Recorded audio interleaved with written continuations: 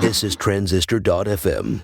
In this episode, part 1 of our interview with Patio11, where you'll hear how he actually learned to program with graph paper and how he built his first product business.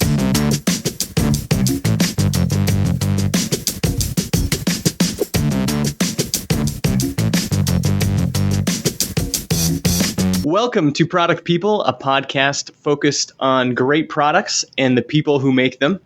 Today, we have a very special guest. Patrick McKenzie, also known as Patio11, is here on the program. And our listener survey, people asked for Patrick over and over again. And so we thought we should have him on. And Patrick's been making a name for himself at his excellent blog, calzumius.com. Welcome to the show, Patrick. Hi, thanks so much for having me. And just a note, Kyle is home with a cold. And I'm battling a little bit of a cold, and it sounds like Patrick is as well. So this will be the sick episode of Product People. Yeah, hopefully sick in a good way. That's right. Use that expression in America? Oh, yeah. I hope it will be sick in a good way. So, Patrick, I want to start by getting your story. So where did you grow up, and when did you first get into computers? Wow. Okay, way back in memory lane. I grew up in the general vicinity of Chicago in the United States. Okay. I've been in computers for quite a while. My family didn't really grow up all that wealthy. That's an understatement. Okay. But we were in a not so great district of the Chicago public schools, and one year IBM donated them a computer. And I discovered that there was this thing called computer games on the computer. Yeah. I really liked that, but the teachers were not so happy with me monopolizing the computer to play computer games when there was only one in the school. So I went to the library and got this book, How to Make Your Own Computer Games. And it taught the basic programming language. So I taught myself the basic programming language, which was a little inconvenient because I didn't have a computer actually capable of running BASIC. So it explained how the basic language was interpreted, and I got a bunch of graph paper to represent the memory in a computer and the the display. You're kidding me. I'm not kidding you. I wrote my own programs and then hand simulated them for fun. On graph paper? On graph paper. Oh my goodness. One frame at a time, draw the dots, and then go to the next frame and draw the dots. And you can tell I'm a very special kid, right? Anyhow, sometime around high school-ish, maybe late middle school, my family moved to a different neighborhood. Things were looking a little on the up and up. We got ourselves our own computer that was DOS 3-point-something back then. I started playing around in it. Did my first real programming with a computer that would actually run instructions. And about the freshman year of high school or so, I tried cutting my teeth on C. That was a mistake. That did not kill my love for computers. Went to college, studied Java. If you've ever read Joel Spolsky's article about Java schools and how they destroy people's love of and talent for programming, I was totally that kid. Okay. And around the time I was going to university, my father had been self-employed for most of his life, and things were not going all that great. And he and my mother told me in no uncertain terms that I was to give up any entrepreneurial ambitions and get a nice, safe job at a big megacorp. Huh. And I was reading the Wall Street Journal, and the Wall Street Journal was very big on all the programming jobs are going to India and China, and there will be none left in America. So I was majored in computer science at college, but I thought, oh dear, I'm never going to get a nice, safe job at a big megacorp like Microsoft if all I can do is computer programming. So I'll have to do one other thing. My idea was that if you play the Venn diagram game, the intersection of people who can do computer programming and any other one hard thing should be very small.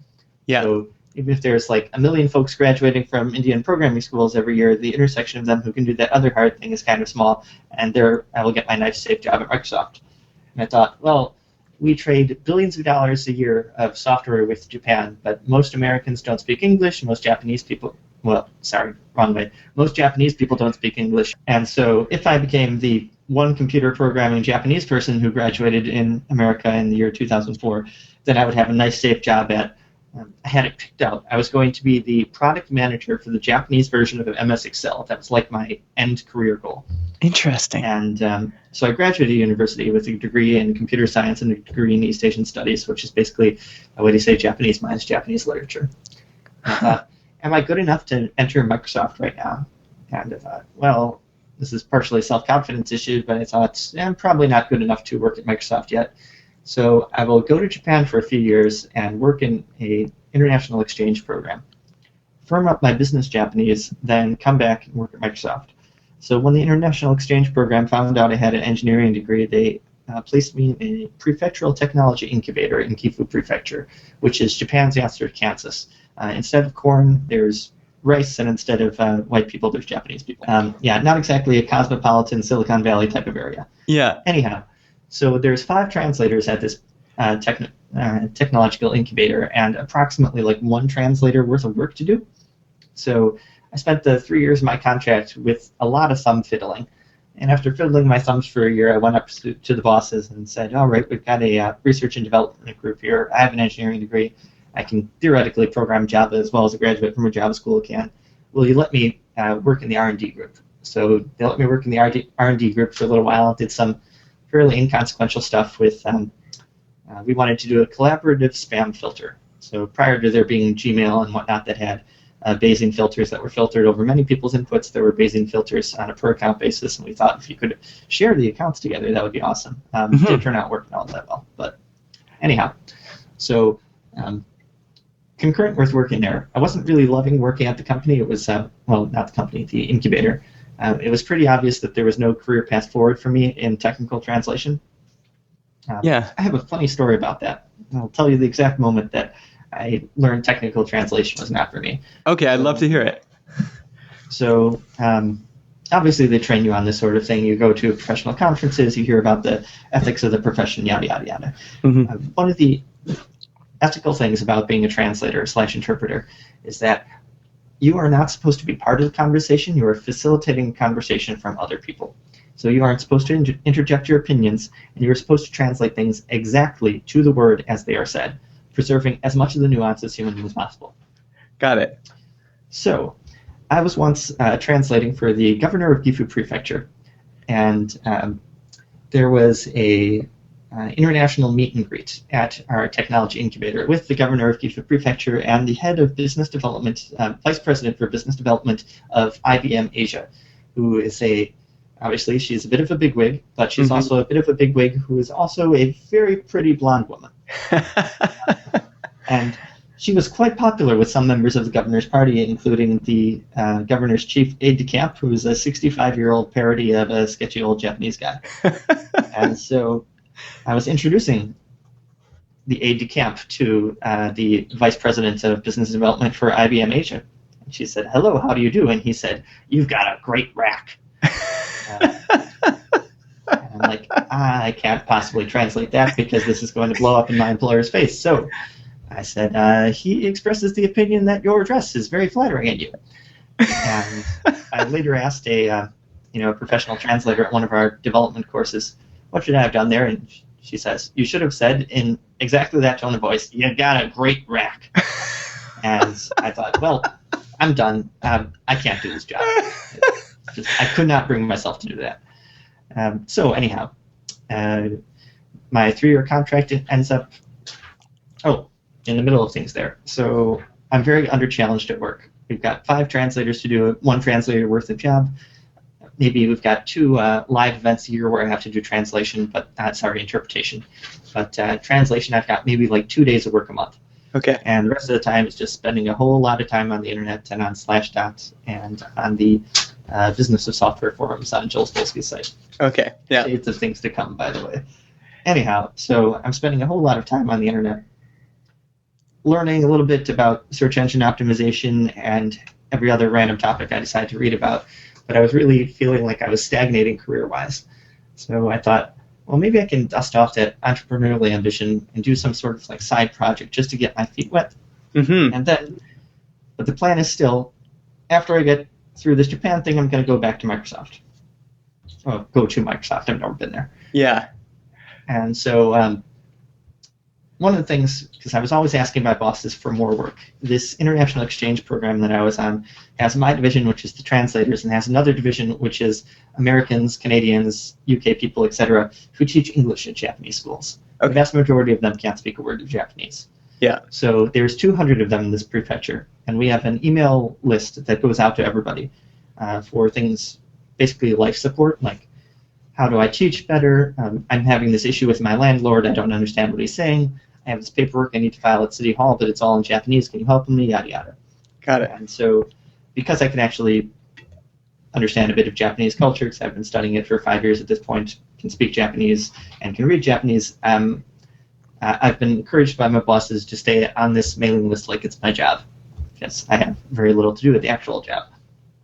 And one day, someone says that she wants to play bingo with her class tomorrow.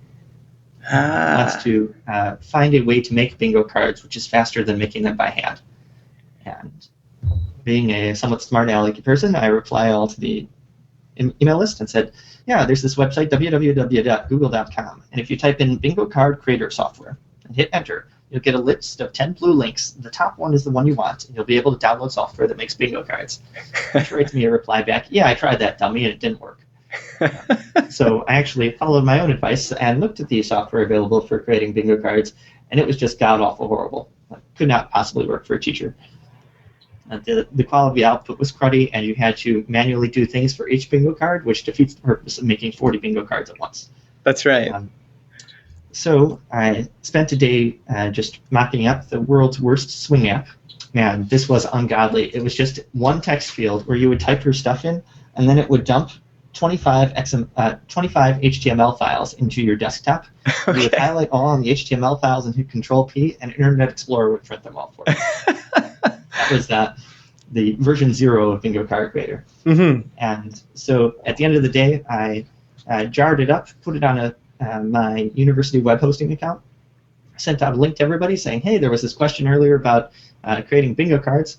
So there isn't a good way to do it, so I made one. You can go here and download it and follow these quick instructions to get past my inability to do printing in Java. And then, things will work out great. And I go home and I play World of Warcraft for the evening. That was my custom at the time. Yeah. I'm back the next morning, and I expected there to be 3 emails in my inbox, like usual. And there were actually 60. 30 of them were, I tried your bingo card creating thing. This is the best thing ever. Thank you, thank you, thank you. And 30 of them were, I tried your bingo card creating thing. It sucks. It doesn't run on my machine. What's Java anyhow? And you have to get this working today because I want to try this with class this week. And so a few weeks later, I was thinking, what could I possibly do for a business that I could actually do when I'm employed, and I could execute in a reasonable amount of time because I don't want to have this, get a few weeks into this and then lose interest. And that is within my very limited skills as a programmer. I thought, well, that bingo thing, I know I can program it because I did, version 0.0 of it in under a day.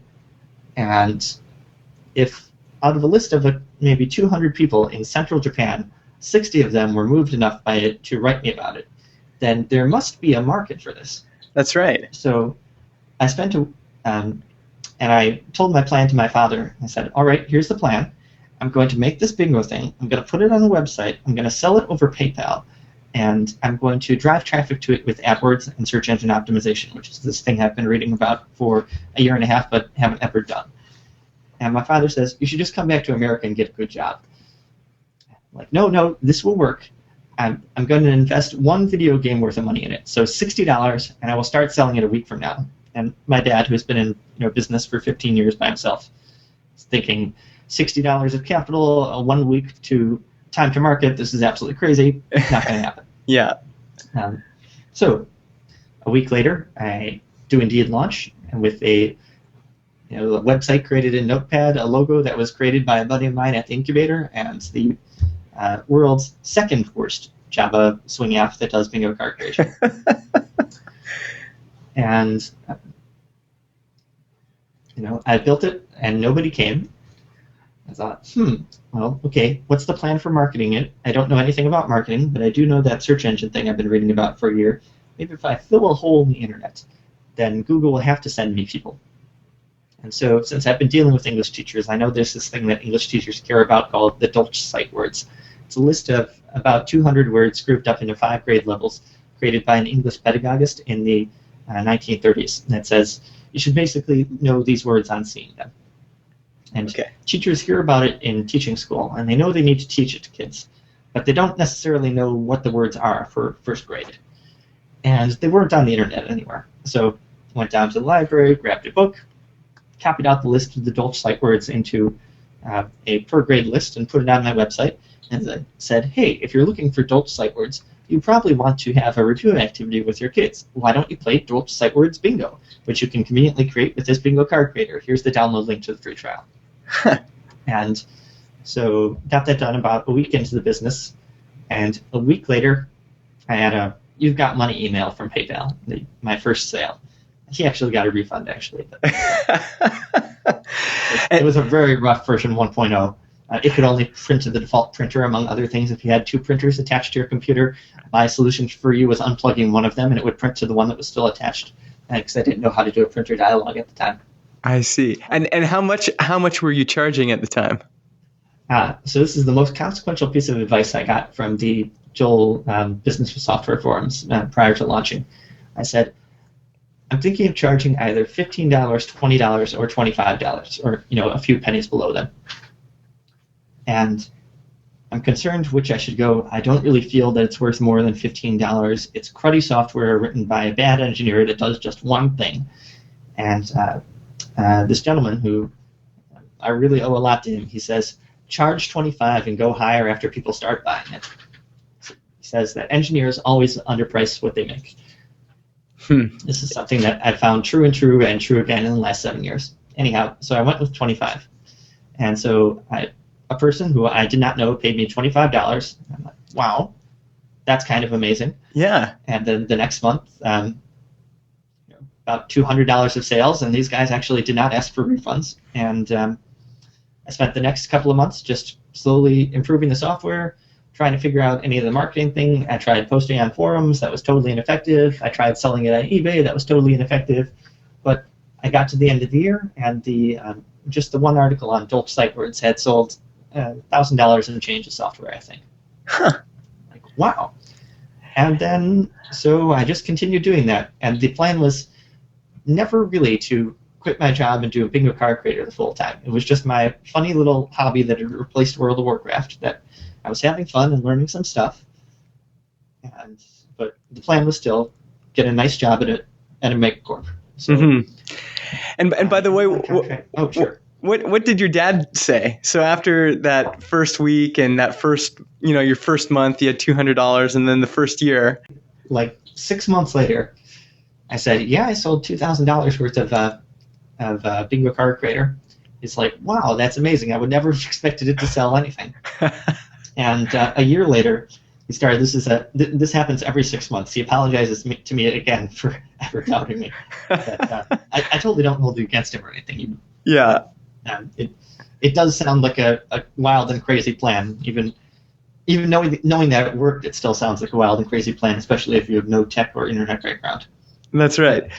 Yeah. Anyhow, so I got done with my contract at the incubator, and the life plan was still get a job at Microsoft. But I thought, I really love living in this little neck of the woods in Gifu in central Japan. I want to live here a little while longer. So I'm going to try to get a job at a Japanese company, because there's no American companies in this neck of the woods. I didn't want to move out to Tokyo and get a job at at one of the megacorps there, because that would require moving to Tokyo. And Tokyo is just a little too big of a city for me. Okay. And how big of a city are you in right now? It's 150,000 people theoretically, but it really has a small town vibe to it. Okay. If I'm walking down to the train station, someone will come up to me and just say hi, ask, where are you from, yada, yada, yada. Yeah, okay. Anyhow, so in the course of my various dealings at the incubator, they loaned me out to their incubated companies and said, we've got this technical translator here. He will translate absolutely anything you give him for free.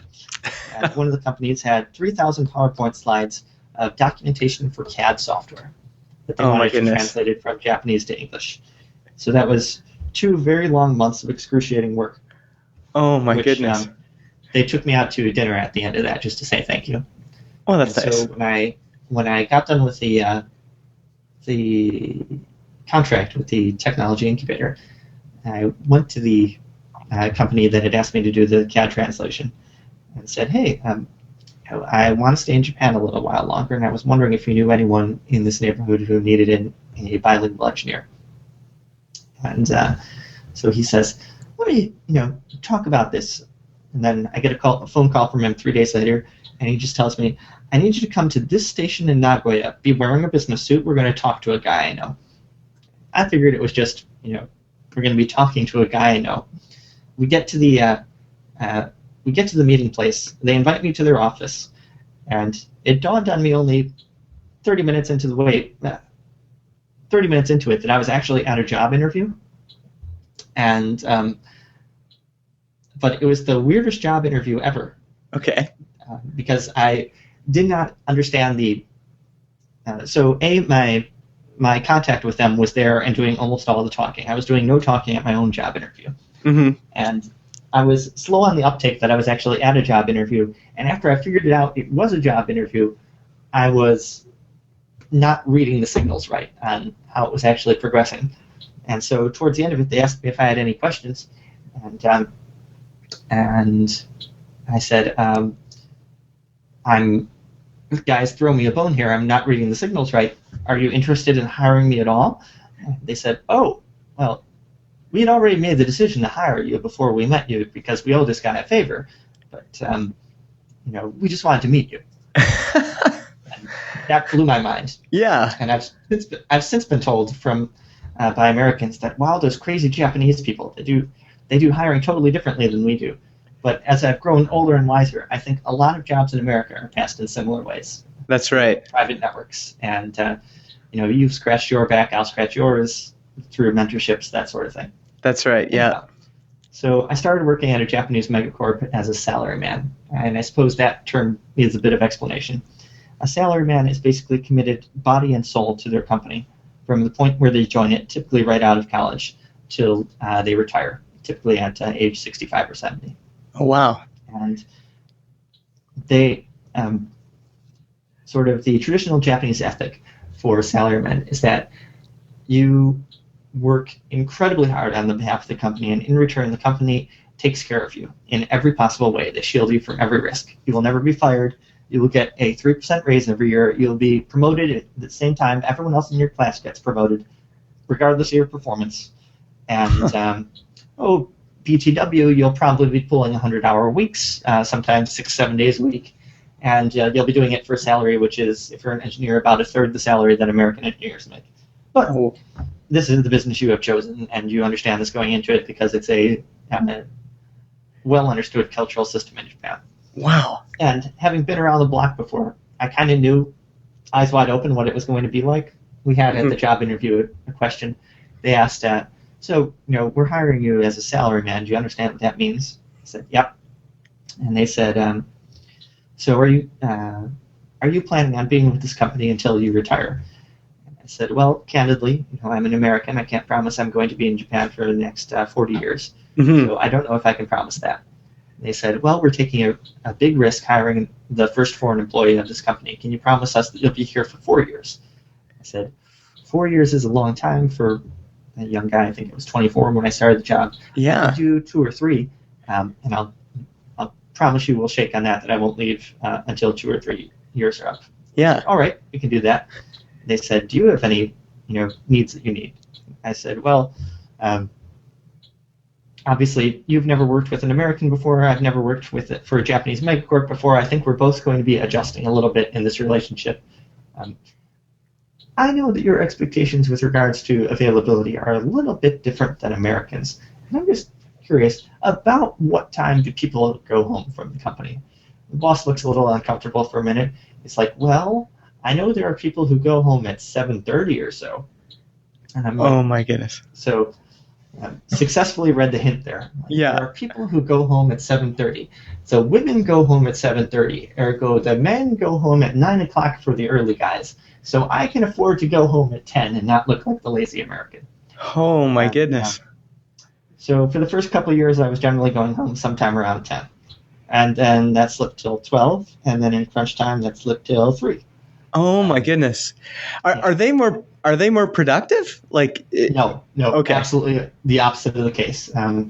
There's a lot of time wasted in meetings and a whole lot of staring at the wall, reading newspapers, yada, yada, yada. So the departmental standard is basically 6 hours of work in a 16-hour day.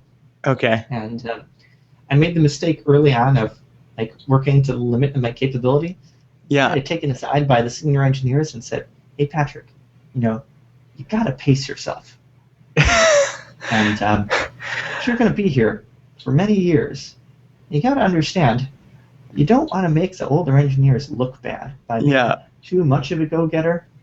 I mean, work with due deliberation. Spend a little more time not coding up so many features. Maybe you should write a bit of documentation. Make sure you write it really well." Yada, yada. Yeah. Oh boy. Japanese megacorps, they are such a pathological work environment. It's crazy. Yeah. Anyhow, so I'm an engineer at this Japanese megacorp, and theoretically I'm a systems engineer. And I was coding on the web framework that they used to make systems for Japanese universities to flip. And so I'm doing this until 10 o'clock every night. And I came home and worked on Bingo Card Creator a little bit in the evenings. And so the only things I could do for Bingo Card Creator were the ones that could be done in about 5 hours a week. So basically answering emails, and I figured out how to do A/B testing and set up an A/B test on my weekends, and then wait for a week, and then finish the A/B test on the next weekend, see what the results were, and then make a change to my website on the basis of the A/B test. For any of you who don't understand that jargon, an A/B test means you create 2 versions of the website. You randomly partition visitors to the website into one of 2 groups. You show them version A or version B. And it can be the case that having a particular headline or a particular button copy or that sort of thing increases people's propensity to do business with you or to download the free trial or to do some other action that you care about. Mm-hmm. So I was basically getting a 5% win in increase in conversion rates, increase in trial downloads, increase in sales. 5% win here and a 2% win there, and I just continued doing that for a bunch of years. And what was the attraction? Why even do, you were working insane hours, why work on Bingo Card Creator at all? Because it kept me sane. Okay. It was so I quit World of Warcraft because we knew not enough time to do it and work at the company. Yeah. And I grew a lot as an engineer in the while I was working at the megacorp, but I didn't really have much. Young folks in Japanese companies are not given a whole lot of latitude as to picking their assignments, shall we say? Yeah. And I had learned how to do a bit of web programming and wanted to do Ruby on Rails, and suggested, let's do some work with Ruby on Rails at the day job. And they were like, no. Yeah. I'm like, well, I've still got Bingo Card Creator. I can redo my website in Ruby on Rails. No one can say no to me on that. And so did that. So this gave you some autonomy while you're working for this big company. They would just assign you whatever projects they wanted, but with Bingo Card Creator, you really could do whatever you wanted as long as you could do it in a short amount of time. Right. And, it kept me saying, it gave me something to look forward to at 10 o'clock every day when I would get off work, because then I could pull out my Kindle and say, so by the time I get home at midnight or past midnight, Americans are starting to wake up, and I would typically have a PayPal message saying somebody had bought my software, and I would, yay! Yeah. One night, so the last train from Nagoya leaves at 12:30 a.m. or p.m., whatever, 30 minutes after midnight. Yeah. And I missed it. I was still at the day job, left the day job at 2. Not so much of a day job anymore, huh? Yeah. So I went to the all-night Denny's to get some dinner. Got dinner, got to a hotel at about 2:45. Checked my email for customer support inquiries. There were none. Then I woke up at 7:45 in the morning in time to catch a quick shower and go back to the office without returning home at any point. Oh my goodness. And I checked my Kindle again for any customer support inquiries because I was very serious about getting back to people within a day. Yeah. And there was just a bunch of mail from, you've got money from PayPal. And I quick did the math and figured I made more money when I was sleeping for 5 hours than I had at the 19 hours previous at the day job. Interesting. What the heck am I doing this for? So there was a lot going on in my private life. The bingo card creator was getting to the point where it was routinely exceeding my salary. I made the decision to quit the day job, and eventually did so in I told my bosses I was quitting right around Christmas 2009 and quit as of April 1st, 2010. Huh. So it's 4-ish years after starting Bingo Card Creator. So that was, I launched on July 1st, 2006. So, yeah. Interesting. And then by that point, it was pretty obvious that at some point in the interim, I had updated my plan from Microsoft to. I was a little less enamored with Microsoft. Yeah. I really loved working with open source technologies after working in the Java stack, which I didn't like, but I loved the difference versus working with MS and working with the Rails stack, which I really enjoyed. Yeah. I won't work for Microsoft. I'll work for Google, and so I went to the Google job site and had product manager Japan-focused products circled out in red on a piece of paper, and that I put in my desk drawer to remind me of what the goal was. Yeah. And when I got done with my day job, I'm like, okay, should I go apply to Google now? And I thought, well, this entrepreneurship bug, this has been really, really fun. I think I'll continue doing that. And that concludes part 1 of our interview with Patio11. Stay tuned for part 2, available at www.productpeople.tv. And on iTunes, just search for Product People and give us a review if you like what we're doing. Thanks.